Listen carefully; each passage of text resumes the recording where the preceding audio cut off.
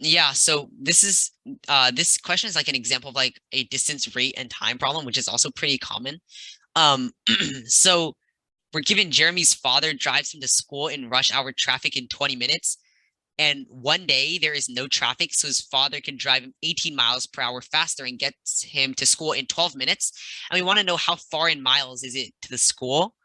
So, like the important thing about this question, like this is an example of a rate question where you're given information about like, the time it takes to get from this place to this place, like the distance between these places, or like how fast are these people going.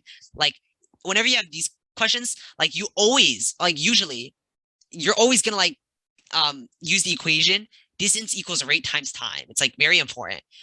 So it's like important that we like understand this equation very well.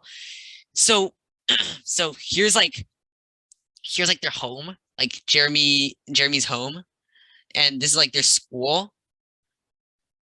Uh, so let's say like we notice that we're not given what the distance from his home to his school is, and in fact that's what the question is asking. They want to know how many miles is it from his home to his school. So if we call this like distance like d or something, um, then uh then we can start building some equations. So normally Jeremy's father can drive him to school in 20 minutes. So the reason before we like start like doing stuff, we need to make sure we convert these minutes into hours, because notice later in the question they tell us, his father can drive him 18 miles per hour faster, 18 miles per hour. So, but we're given in minutes, like the time it takes. So we want to convert everything to the same units. So, um, uh, it says Jeremy's father drives into school in rush hour traffic in 20 minutes. So the distance would equal it's the rate times like the time, and 20 minutes would be 1/3 of an hour. So distance equals rate times time.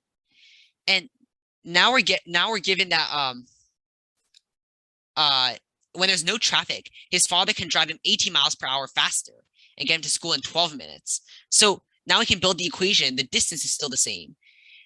Now the rate is 18 miles per hour faster. That's what the question said. So the new rate would be r plus 18. And it says you can get him to school in 12 minutes. 12 minutes, if you convert it into hours, is 1/5 of an hour. So times 1/5. So now we have like a system of equations with two variables and two equations that we know how to solve. We want to solve for the distance in this case, because the question asks how far in miles is it to his school. So I can say that like from this equation, after multiplying both sides by 3, I can say that r is equal to 3 times d. So I can use substitution and take this and substitute it into here. So I would have d is equal to, and then I found that r equals 3d. So d equals 3d plus 18 times 1/5. So multiplying both sides by 5, you get 5d is 3d plus 18. So subtracting 3d, you would have 2d is 18. So dividing by 2, d equals 9. So the distance from his home to his school would be 9 miles, and that would give us choice D. So yeah, so like just to summarize, like the main idea basically was we wanted to use this equation, distance equals rate times time, which is like a very important equation. Whenever you're given a rate problem, you'll probably like use this equation a lot while solving the problem. So it's like very important to know like how to set up these equations. And in general, if you're given these kind of like distance, rate, and time questions, you want to look at which quantity, like when I say quantity, I mean like distance, rate, or time.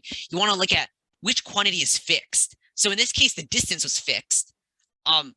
Because like it's not like the school is gonna like move, or like his home is gonna like move or something. Like the home and the school are like stationary. So like the distance is gonna stay fixed. So when the distance is fixed, we know that the rate times the time is also fixed, which allows us to kind of build equations. So sometimes it might be helpful to like think about what quantities in distance, rate, time problems, which quantities are fixed. That just might be a general tip. But like for these kinds of questions, you just want to make sure you're able to like apply this equation like very well, and you'll basically be able to solve these kinds of questions.